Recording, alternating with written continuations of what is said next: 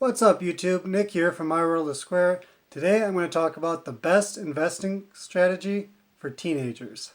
Now I say for teenagers, but this is really for anybody who doesn't need their income to live on right now. This is what I wish I had done when I was younger and what I'm going to encourage my kids to do when they get old enough to start investing. If you're in your teenage years or if you're in a position where you don't need your income to live on, but you still have a job and you're still working and making money, you need to be investing 100% of your income. Like maybe you have a car or something and you need that to drive to work and stuff every day. That's fine, you can pay for that first, but anything you don't need to live on, you should be investing and saving up at as young an age as you can so that you have as much time as possible for that to keep compounding and building.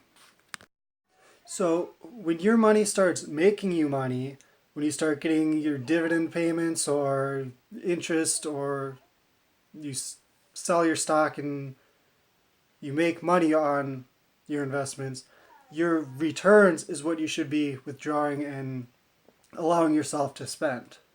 This is completely opposite from the traditional way of investing where you take 10 or 15% of your job income and you invest it and then let your investment compound. Even though this sounds backwards from regular investing, if you just follow the 5% rule on this and withdraw 5% of your total portfolio every year and just live on 5% of this, you can continue doing that for the rest of your life. And I know it's going to be kind of hard to invest all of your money right now and have nothing to spend, but think about for every $20 you invest, you'll have $1 every year for the rest of your life. If you invest $20,000, you'll have an extra $1,000 every single year for the rest of your life.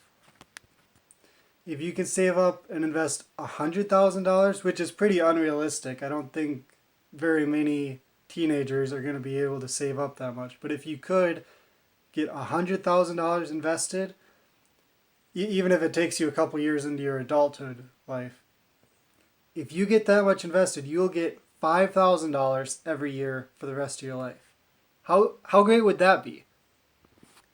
When you reach adulthood and you're ready to go out on your own, you could even, if you're extremely frugal, and it's going to be extremely hard, but you could even continue doing this into adulthood and just living off of that little bit you're making from the returns, just that 5% you're withdrawing every year.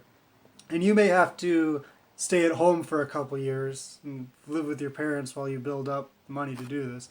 But if you can do this, you get to start your adult life when you're 18 or 20, whatever age you're moving out at. You get to start out already retired. How awesome would that be, to be retired when you're just starting out in your adult life?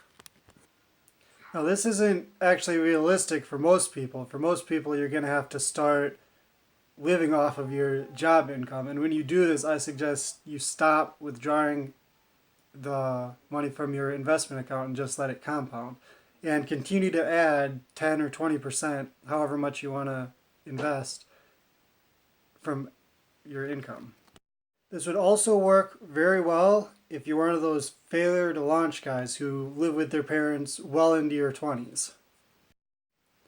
But whatever your situation is, however much you're able to invest when you're young, I definitely recommend investing as much as possible as when you're as young as you can be, because once you get older, you have a wife and kids, a mortgage, and all of those adult responsibilities. It's going to be a lot harder for you to actually start investing. Like most high school students could probably make like $5,000 in a summer working between school during their summer vacation. I can't even invest that now. I make way more than $5,000 a year, of course, but I can barely afford to put away like $2,000 a year. When you're younger, you can afford to put away like all your money because you don't actually need it for living on.